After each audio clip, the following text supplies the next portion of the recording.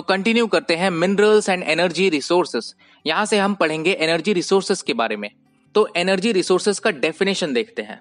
तो जो भी हमें पावर मिलता है मशीन्स को चलाने के लिए, वो हमें मिलता है पेट्रोलियम से, कोल से, नेचुरल गैस वगैरह से।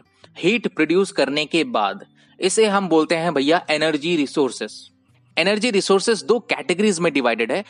पहला है भैया कन्वेंशनल सोर्सेज ऑफ एनर्जी और दूसरा है हमारा non conventional sources of energy. तो कन्वेंशनल सोर्सेज क्या होता है? ये फाइनाइट होता है, मतलब एक ना एक दिन ये खत्म हो जाएगा।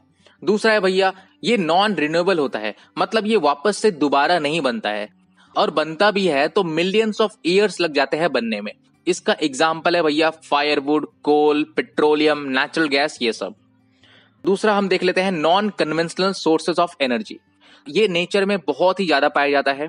दूसरा पॉइंट, ये रिन्यूएबल सोर्सेज ऑफ एनर्जी है, मतलब ये खुद से रिन्यू होते रहता है, खुद से बनते रहता है।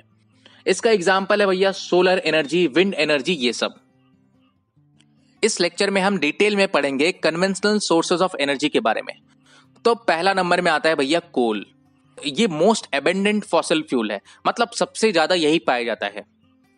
और कोयला बनता कैसे है? तो प्लांट्स जब जमीन के अंदर दब जाते हैं, कंप्रेस हो जाते हैं, और उसके बाद मिलियंस ऑफ ईयर्स लगते हैं कोयला को बनने में। इसको यूज किया जाता है इंडस्ट्रीज में पावर जनरेट करने के लिए, और इसको डोमेस्टिक फ्यूल के तौर पे भी यूज किया जाता है, मतलब बहुत सारे घर में लोग कोयला से खाना भी बनाते हैं। 3 तरह का कोयला पाया जाता है। ये डिपेंड करता है डिग्री ऑफ कंप्रेशन में, डेप्थ में, और किस टाइम पे वो जमीन के अंदर दबा था। तो पहला नंबर में आता है लिग्नाइट। ये सबसे लो ग्रेड का कोयला होता है।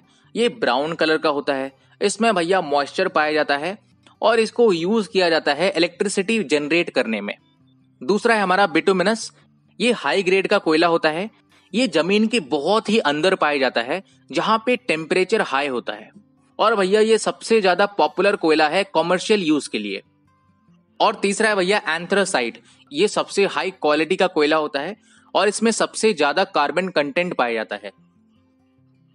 अब लोकेशन ऑफ कोल देख लेते हैं, मतलब इंडिया में कहां पे कोयला पाया जाता है। तो 2 सीरीज याद रखना है। पहला है भैया गोंडवाना सीरीज। यहां पे जो कोयला मिलता है वो 200 मिलियन ईयर से भी पुराना होता है। इसका एग्जाम्पल है दामोदर वैली, झरिया, रानीगंज, बोकारो, ये सब। दूसरा है हमारा टेरी डिपॉजिट। यहाँ पे जो कोयला पाया जाता है वो 55 मिलियन साल से भी पुराना होता है। इसका एग्जाम्पल है भैया नॉर्थ ईस्टर्न स्टेट्स।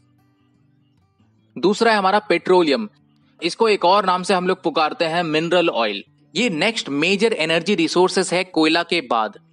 इसको यूज किया जाता है हीटिंग में, लाइटिंग में, लुब्रिकेंट्स, रॉ मटेरियल के तौर पे यूज होता है दूसरे इंडस्ट्रीज में। ज्यादातर पेट्रोलियम एंटीक्लाइंस और फाउल ट्रैप्स में पाए जाते हैं। लीडिंग प्रोड्यूसर है भैया हमारा मुंबई हाई। गुजरात में चले जाएंगे तो अनकलेश्वर, और असम में चले जाएंगे तो दिग्बोय। तीसरा है हमारा भैया नेचुरल गैस।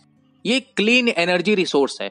इसको यूज किया जाता है एनर्जी प्रोड्यूस करने के लिए, या फिर इसको रॉ मटेरियल के तौर पे यूज किया जाता है पेट्रोकेमिकल इंडस्ट्री में। इसको फर्टिलाइजर इंडस्ट्री में भी यूज किया जाता है। और जो हमारा CNG है, कंप्रेस्ड नेचुरल गैस, इसको यूज किया जाता है भैया व्हीकल्स, मतलब ऑटो वगैरह को चलाने में, जिससे बहुत ही कम प्रदूषण होता है, मतलब पॉल्यूशन होता है। ये मिलता कहां पे है? कृष्णा गोदावरी बेसिन। दूसरा है हमारा west coast of Mumbai high. तीसरा है हमारा अंडमान एंड निकोबार। और लास्ट है हमारा कन्वेंशनल सोर्सेज ऑफ एनर्जी का इलेक्ट्रिसिटी। तो भैया इलेक्ट्रिसिटी को प्रोड्यूस किया जाता है 2 तरीके से। पहला है भैया हाइड्रो इलेक्ट्रिसिटी, मतलब कि इलेक्ट्रिसिटी को प्रोड्यूस किया जाता है फ्लोइंग वाटर से। फ्लोइंग वाटर से क्या होता है? टरबाइन जो है वो रोटेट करता है, जिसके कारण इलेक्ट्रिसिटी प्रोड्यूस होता है। ये पॉल्यूशन फ्री प्रोसेस है, मतलब पानी अगर चल रहा है उससे कहां से पॉल्यूशन होगा।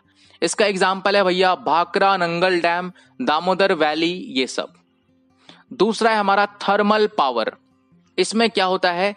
हीट को प्रोड्यूस किया जाता है फॉसिल फ्यूल्स वगैरह को जला करके।